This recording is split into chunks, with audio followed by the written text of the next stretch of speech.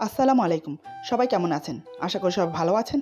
আজ আপনাদের জন্য নিয়ে এসেছি গল্পের চতুর্থ পর্ব। আশা করি গল্পটি আপনাদের ভালো লাগবে। তাহলে চলুন শুরু করা যাক। আমার টেনশনে মাথা ফেটে যাচ্ছে। আমি যতই বলি না কেন, চিন্তা নেই, সামনে যা হবে দেখা যাবে। কিন্তু তারপর আমার অনেক টেনশন হচ্ছে। গাড়ি চালাতে চালাতে কথাগুলো ভাবছিলাম। গাড়ি নিয়ে অনুদের কলেজের সামনে দিয়ে যাচ্ছিলাম। তখনই সামনে কিছু একটা দেখে গাড়ি ব্রেক কষে দাঁড় করালাম। সামনের দিকে তাকিয়ে আমার চোখ বড় বড় হয়ে গেল। এরা দুজন এখানে কি করছে? আসলে সামনে অনু আর ঈশান দাঁড়িয়ে ফুচকা খাচ্ছে। একসাথে দাঁড়িয়ে ফুচকা খেলে কোনো সমস্যা ছিল না, কিন্তু ওরা তো একে অপরকে খাইয়ে দিচ্ছে। ওরা একে অপরকে খাইয়ে দিচ্ছে কেন? এক মিনিট, ওরা আবার একে অপরের সাথে প্রেম করার চেষ্টা করছে না তো? তাহলে তো কেলেঙ্কারি হয়ে যাবে। একটা সামাল দিতে আমার অবস্থা কাহিল, আবার আরেকটা না, পানি বেশি দূর গড়ানোর আগেই থামাতে হবে। কথাগুলো ভেবে আমি গাড়ি থেকে নেমে ওদের কাছে গিয়ে দাঁড়ালাম। ঈশান একটা ফুচকা হাতে নিয়ে বলে, কি রে, হাঁ কর, এটা অনেক বড় ফুচকা, নে জলদি নে, টক তো সব পড়ে গেল। অনু ফুচকার জন্য হাঁ করে ঈশানের পিছনের দিকে তাকিয়ে আছে, কিন্তু ফুচকাটা মুখে নিচ্ছে না। ঈশান বলে, আজব তো, হাঁ করে ওভাবে আমার পিছনে কি দেখছিস? ঈশান এক নাগারে কথা বলেই যাচ্ছে। এদিকে অনু ঈশানের পিছনে আমাকে দেখে ওর গলা শুকিয়ে কাঠ হয়ে গেছে। ঈশান যখন দেখলো অনু হাঁ করে ওর পিছনের দিকে তাকিয়ে আছে, তখন ঈশান পিছে ঘুরে দেখে আমি রেগে ভ্রু কুচকে ওদের দিকে তাকিয়ে আছি। ঈশান আমাকে দেখে চমকে গিয়ে ওর হাতে থাকা ফুচকাটা টুপ করে নিজের মুখে ভরে নিল। একটা হাসি দেওয়ার চেষ্টা করলো, কিন্তু মুখ ভর্তি ফুচকা থাকায় সেটা সফল হলো না। আমি বললাম, তোরা দুজন ক্লাস বাদ দিয়ে এখানে কি করছিস? আনু বলে, ইয়ে মানে ভাইয়া ফুচকা খাচ্ছি। ঈশান বলে, আসলে ঈশান ঝালের জন্য ভালো করে কথা বলতে পারছে না। যে ফুচকাটা মুখে ভরে নিয়েছে, আসলে সেই ফুচকাটা অনুর জন্য ঝাল বেশি দিয়ে বানানো ছিল। আমি বললাম, তুই আবার এমন করছিস কেন? কথা বলতে কেউ নিষেধ করেছে? এতক্ষণ তো ভালোই মুখে পপকর্ন ফুটছিল। ঈশান বলে, আসলে কি বলো তো নীল ভাই, এখন আমাদের ক্লাস নেই তো, তাই ভাবলাম আমরা দুজন মিলে ফুচকা খেয়ে আসি, এই জন্য আর কি এখানে আসা, তাই না অনু? বল নীল ভাইকে। অনু বলে, হ্যাঁ ভাইয়া, ঈশান ভাইয়া ঠিকই বলছে, আমাদের ক্লাস নেই তাই এখানে এসে ফুচকা খাচ্ছি, তুমিও খাও না, অনেক টেস্ট এখানকার ফুচকা। মামা, আমার ভাইয়াকে 1 প্লেট ফুচকা দেন, টাকা আমি দেব। কথাটা বলে অনু মনে মনে বলে, আল্লাহ এবারের মতো বাঁচিয়ে দাও, মনে থাকলে আর কখনো এভাবে রাস্তায় দাঁড়িয়ে ঈশানের সাথে ফুচকা খাবো না, পরের বার থেকে মাস্ক পরে বেরোবো। আমি বললাম, না থাক, আমি ফুচকা খাই না। অনু, আমাকে দেখে ঈশান তোর ভাই হয়ে গেল? এতক্ষণ তো ভালোই তোকে খাইয়ে দিচ্ছিল, তা তোর হাতে কি হয়েছে? বাসায় রেখে এসেছিস? ঈশান মনে মনে বলে, এই রে, এবার মনে হয় বড়সড় একটা কেস খাবো।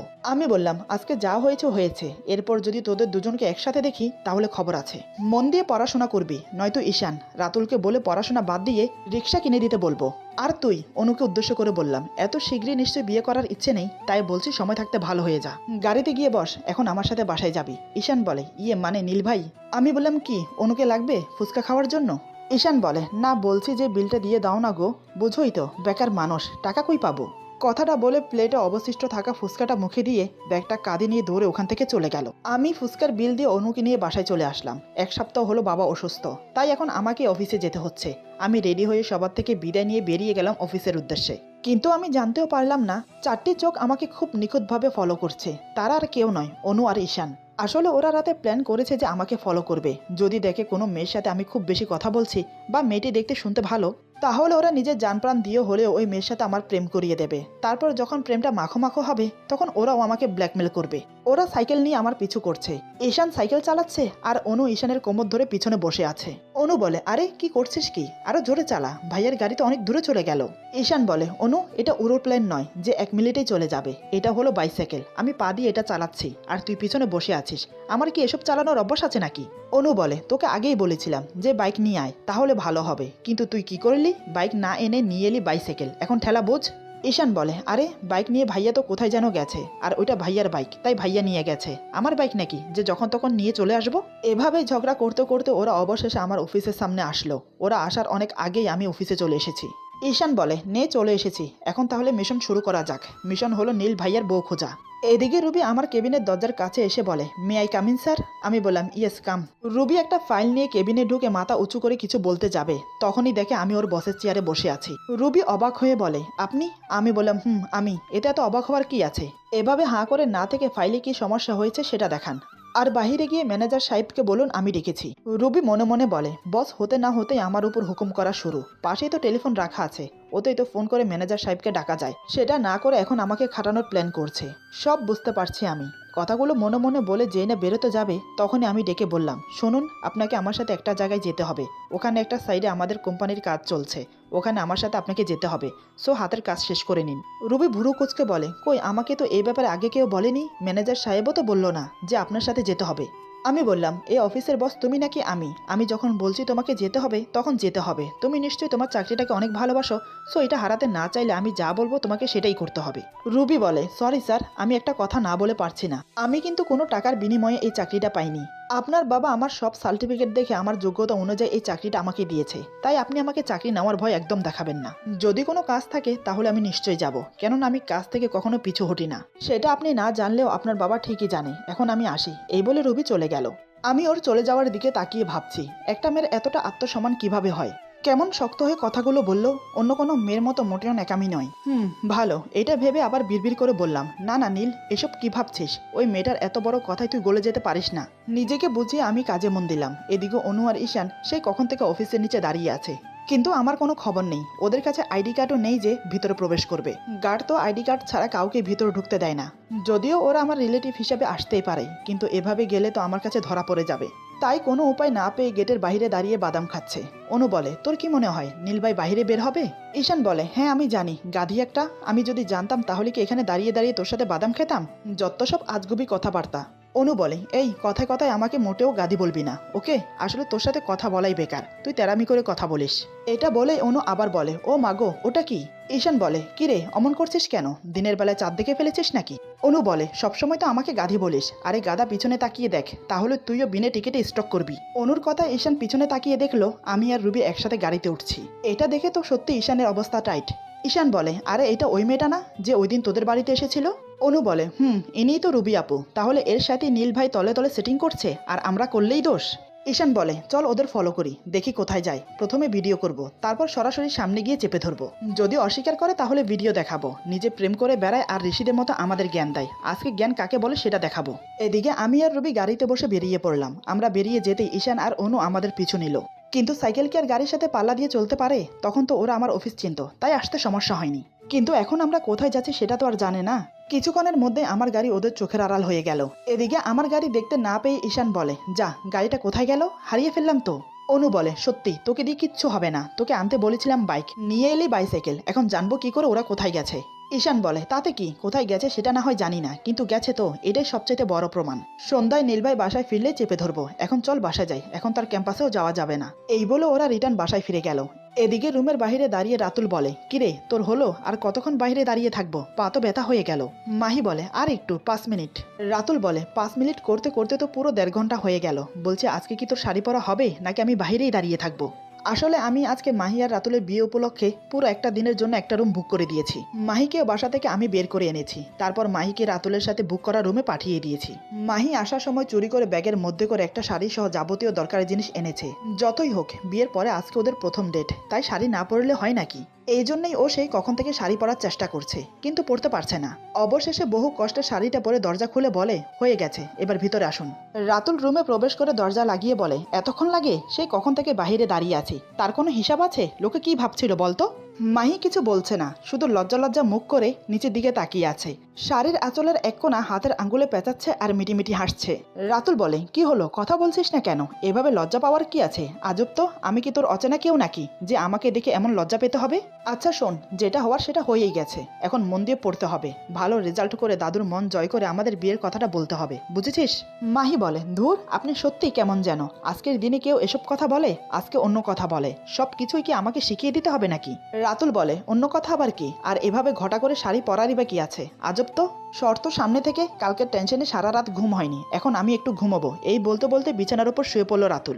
মাহি অবাক হয়ে বলে, আপনি এখানে ঘুমোতে এসেছেন? আমি এত কষ্ট করে আপনার জন্য শাড়ি পরলাম, আর আপনি একবারও বললেন না যে কেমন হয়েছে। মন খারাপ করে একরাশ অভিমান নিয়ে বলল মাহি।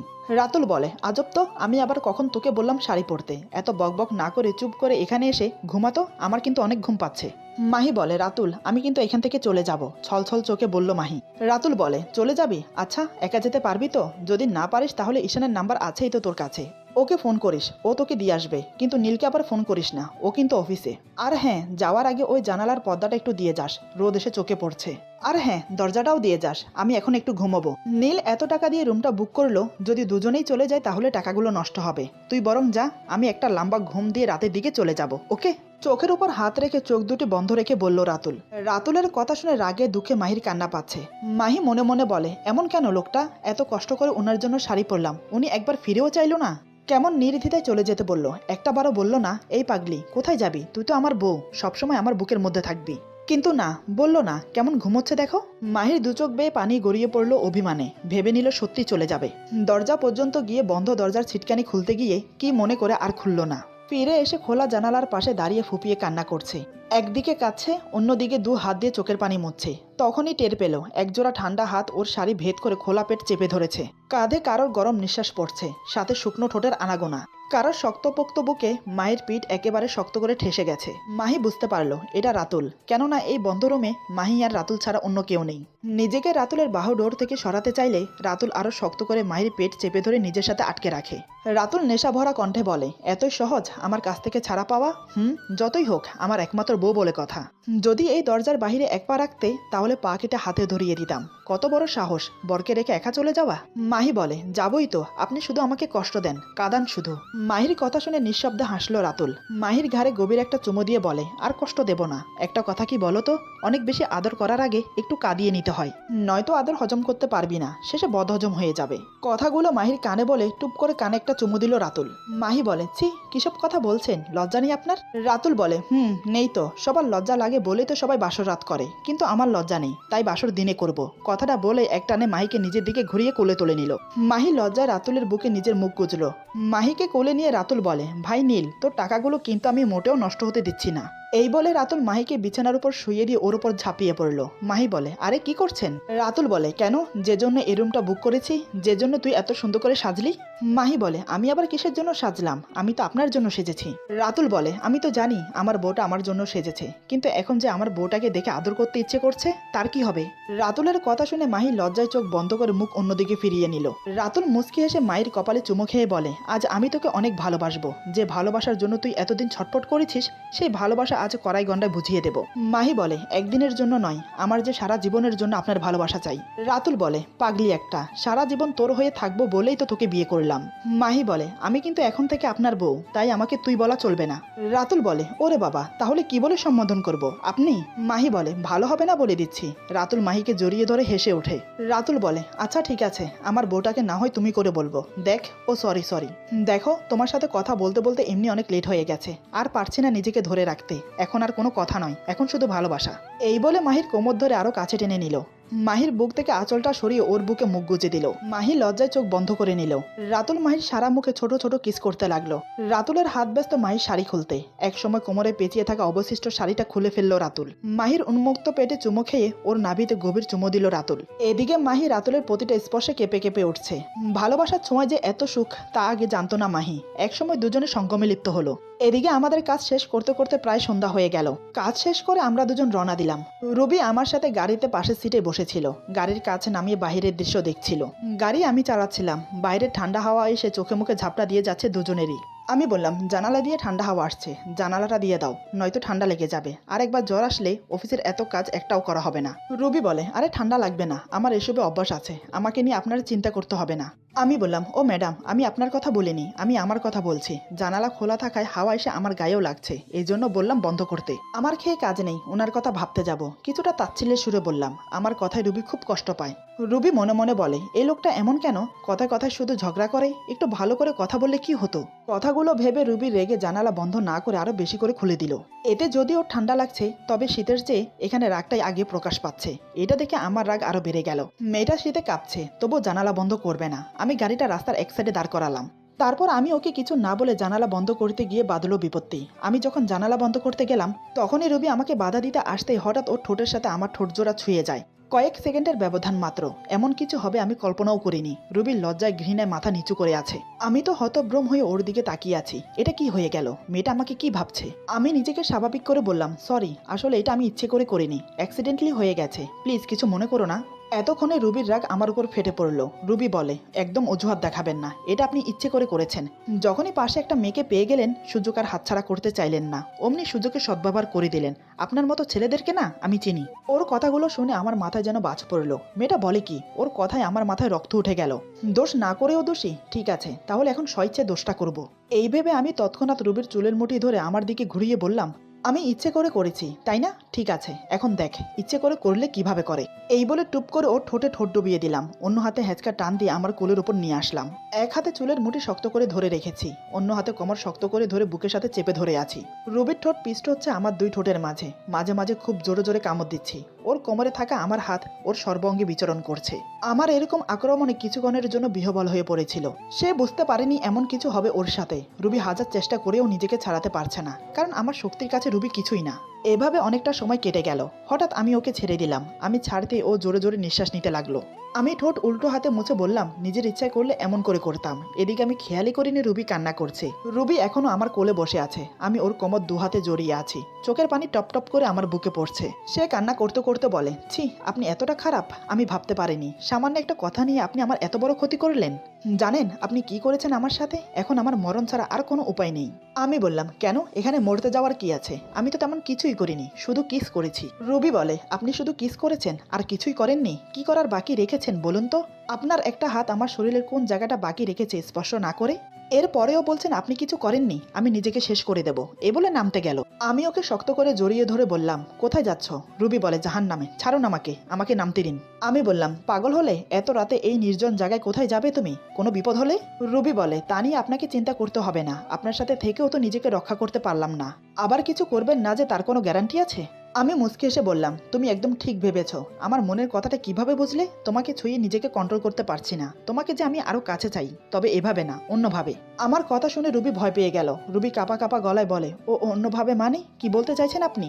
আমি আবার মুচকি হাসি দিয়ে ওর চোখের পানি মুছে দিলাম। ওর কপালে আলতো করে একটা চুমু দিয়ে বললাম, তোমাকে ছোঁয়ার পর থেকে তুমি আমার হয়ে গেছো। তোমার উপর এখন আমার অধিকার, তুমি চাইলেও মরতে পারবে না। এখন এই মুহূর্তে আমি তোমার দায়িত্ব নেব। রুবি আমার চোখের দিকে তাকিয়ে বলে, কি বলছেন আপনি? আমার মাথায় ঢুকছে না। আমি বললাম, মানে খুব সোজা। এখন এই মুহূর্তে আমি তোমাকে বিয়ে করব। একটা কথা জিজ্ঞেস করি, সত্যি করে বলবে? আমার কথা শুনে রুবি অবাক হয়ে গেল। আমার কথা যেন ওর মাথার উপর দিয়ে গেল। তারপরও নিজেকে সামলে বলে, কি কথা? আমি বললাম, তুমি আমাকে বিশ্বাস করো? রুবি বলে, এ কথা কেন জিজ্ঞেস করছেন? আমি বললাম, তোমাকে আমি বিয়ে করব। তুমি যদি আমার উপর বিশ্বাসই রাখতে না পারো, তাহলে তো বিয়ে করে কোনো লাভ হবে না। বিয়ের আগে একে অপরের প্রতি বিশ্বাস থাকা জরুরি। রুবি বলে, আপনি কি বলছেন? ভেবেচিন্তে বলছেন তো? দেখুন, আমি গরিব ঘরের মেয়ে, আপনার মতো অত প্রভাবশালী নই। আপনার সাথে আমার যায়? আমি আবার মুচকি হেসে বললাম, ভালোবাসার সম্পর্কের কাছে গরিব ধনী নিতান্তই ছোট। তুমি আমি ঠিক থাকলে কেউ কিছু করতে পারবে না। এখন বলো, বিয়ে করবে আমাকে? রুবি এক কথায় বলে দেয়, না। আমি খুব ঠান্ডা গলায় বললাম, বিয়ে না করলে কিন্তু এখানে রেপ করে মেরে ফেলে দেবো, সেটা ভালো হবে? আমার কথা শুনে রুবি ভয়ে চোখ বড় বড় করে আমার দিকে তাকায়। আমি বললাম, ঠিক আছে, তুমি যখন বিয়ে করতে রাজি হচ্ছ না, তাহলে মনে হয় রেপ করাই ভালো হবে। এই বলে ওর জামার চেন খুলতেই রুবি আমাকে শক্ত করে জড়িয়ে ধরে বলে, না না, এমন কিছু করবেন না, আমি বিয়ে করতে রাজি আছি।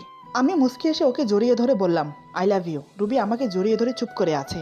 আমি বললাম, কি হলো? কিছু বলছো না যে? তুমি আমাকে ভালোবাসো না? রুবি বলে, ভালোবাসতে সময় লাগবে তো। আমি বললাম, না, এখন বলো। রুবি আমাকে আরো শক্ত করে জড়িয়ে ধরে বলে, আমি আপনাকে ভালোবাসি। কথা দিন কখনো ছেড়ে যাবেন না। আমি বললাম, কথা দিতে পারি, তবে একটা শর্ত আছে। রুবি বলে, আবার কিসের শর্ত? আমি বললাম, আমাকে আপনি বলা যাবে না, তুমি করে বলতে হবে। আর? রুবি বলে, আর কি? আমি বললাম, আগে যেমন আমার সাথে ঝগড়া করতে, এখন কিন্তু আর ঝগড়া করতে পারবে না। বুঝেছো ঝগড়াটে বউ? রুবি মুচকি এসে বলে, তুমি না চাইলেও আমি চাই তুমি আমার সাথে ঝগড়া করো। তোমার ঝগড়ার মাঝ থেকে ভালোবাসা খুঁজে নেব আমি। আমি বললাম, ঠিক আছে, এখন চলো বিয়েটা সেরে ফেলি। রুবি বলে, এভাবে চোরের মতো বিয়ে না করে সবাইকে জানিয়ে বিয়ে করলে ভালো হতো না? আমি বললাম, তোমার কি মাথা খারাপ হয়েছে? তুমি হয়তো একটা কথা জানো না, মাহির সাথে আমার বিয়ে ঠিক হয়ে আছে। এটা শুনে রুবির মাথায় যেন আসমান ভেঙে পড়লো। মুহূর্তে ওর মনের আশা ভরসা সব উবে গেল। আমি বললাম, আরে তুমি ভয় পাচ্ছ কেন? আমি তোমাকে সব খুলে বলছি। এরপর আমি রুবিকে সব খুলে বললাম। সব শুনে রুবি বুকে একটা হাত দিয়ে জোরে একটা নিঃশ্বাস নিয়ে বলে, উফ, আমি তো ভেবেছিলাম সব শেষ। তার মানে রাতুল আর মাহি একে অপরকে ভালোবাসে। আমি বললাম, শুধু তাই নয়, ওদের বিয়েটাও দিয়ে দিয়েছি। আজ ওরা ফুলসজ্জা করছে, সেই ব্যবস্থা আমি করে দিয়ে এসেছি। রুবি বলে, ওরে বাপরে, এত কিছু হয়ে গেছে। আমি বললাম, ওদের কথা বাদ দাও তো, এদিকে আমাকে দেখো। আমার যে আর তর্স হয়েছে না। চলো না, আজ বিয়েটা করে ফেলি, আর তোমাকে মন ভরে আদর করি। রুবি আর আপত্তি করলো না। আমিও খুশি মনে রুবিকে নিয়ে কাজের অফিসে চলে গেলাম। কিন্তু কথাই আছে না, যেখানে সন্ধ্যা হয় সেখানেই বাঘের ভয়। বিয়ে তো করলাম, এখন চিন্তা দাদুকে নিয়ে। এদিকে কাজী অফিসের কাজী সাহেব ছিলেন দাদুর পরিচিত, সেটা আমি জানতাম না। উনি আমাকে দেখে চিনে ফেলেছে, তবে আমাকে কিছু বলেনি। সুন্দর করে বিয়েটা পরিয়ে দিল। আমরা বেরিয়ে আসার সাথে সাথে উনি দাদুকে ফোন দিয়ে বলে দেয়। দাদু সব শুনে রেগে মেগে আগুন। সাথে সাথে আমাকে ফোন দিয়ে বলল রুবিকে নিয়ে বাসায় আসতে। আমিও খুশি মনে রুবিকে নিয়ে বাড়িতে গেলাম। এদিকে রাতুল আর মাহিকে একসাথে দেখে ফেলেছে বাবা। ওরা হোটেল থেকে বাইকে করে বাড়িতে ফিরছিল। মাহি রাতুলকে পেছন থেকে জড়িয়ে ধরেছে। এমনতো অবস্থায় বাবা দেখে ফেলে। রাস্তায় কিছু না বলে ওদেরকে বাসায় আসতে বলে। আজ কি হতে চলেছে কে জানে। অপরাধীর মতো মুখ করে আমি, রাতুল, মাহি আর রুবি দাঁড়িয়ে আছি। দাদু আমাদের সামনে পায়চারি করছে। বাড়ির সবাই একপাশে দাঁড়িয়ে আছে। হঠাৎ দাদু বলল, আমাকে কি তোরা মানুষ মনে করিস না? আমার কথার কি তোদের কাছে কোনো মূল্য নেই? আমাকে একটু ক্লিয়ারভাবে বলবি? দাদুর কথা শুনে আমরা অবাক হয়ে একে অপরের মুখের দিকে তাকাচ্ছি। দাদু বলে, আমার দিকে তাকিয়ে কথা বল। আমরা মাথা নিচু করে আছি। দাদু বলে, ভালোই তো করেছিস, আমাকে না জানিয়ে, বাড়ির সবাইকে না জানিয়ে যার যার পছন্দে বিয়ে করে ফেলেছিস। আমি তো তোদের কেউ না। আজ থেকে তোরা কেউ আমাকে দাদু বলে ডাকবি না। আজ থেকে তোদের মুখ আমি দেখতে চাই না। এই বলে মুখ অন্যদিকে ফিরিয়ে দাঁড়িয়ে আছে। আমরা সবাই বাবার দিকে তাকালাম। বাবা চোখের ইশারায় বলল, জলদি গিয়ে পা জড়িয়ে ধর। আমরা চারজন দেরি না করেই দাদুর পা জড়িয়ে ধরে ক্ষমা চাইতে লাগলাম। এদিকে ঈশান আগে থেকে এই বাড়িতে ছিল আমাকে ধরার জন্য। আমাদের কাণ্ড দেখে ওর মাথায় কি যেন আসলো কে জানে। ঈশান অনুকে ইশারা করলো, এই সুযোগ আর পাবো না, যা করার এখনই করতে হবে। আমাদের চারজনের মাঝখানে ঝাঁপিয়ে এসে পড়লো অনু আর ঈশান। আমরা আমাদের নেকা কান্না বন্ধ করে ওদের দিকে তাকিয়ে আছি। এদিকে বাড়ির সবাই তো অবাক হয়ে তাকিয়ে আছে। কি হচ্ছে এসব? কারোরই মাথায় কিছু ঢুকছে না। বাবা বলল, ঈশান, অনু, তোরাও? ঈশান বলে, না কাকা, আমরা তো সবাই প্রেম করছি, বিয়ে করব পড়াশোনা শেষ করে। বাবা অবাক হয়ে বলে, ওরা তো বিয়ে করে অপরাধী হয়েছে, কিন্তু তোরা? ঈশান বলে, আগে থেকে রাস্তা ক্লিয়ার করে রাখছি, পরে যেন বিপদে পড়তে না হয়। এই সুযোগ তো আর বারবার আসবে না, তাই সুযোগের সদ্ব্যবহার করাই ভালো। দাদু, ক্ষমা করে আশীর্বাদ দাও, যেন তোমার নাতিনকে নিয়ে সুখে থাকতে পারি। ঈশানের কাণ্ড আর কথা শুনে বাড়ির সবাই আর হাসি থামিয়ে রাখতে পারলো না। এদিকে দাদুও হাসি থামিয়ে রাখতে পারলো না। একসাথে সবাই হো হো করে হেসে উঠল। অবশেষে দাদু সবকিছু মিটমাট করে নিল। আমাদের তিনজনের ভালোবাসা পূর্ণতা পেল। আজকের গল্প এখানে সমাপ্ত। গল্পটি আশা করি আপনাদের ভালো লাগবে। সবাই ভালো থাকবেন, সুস্থ থাকবেন। আল্লাহ হাফিজ।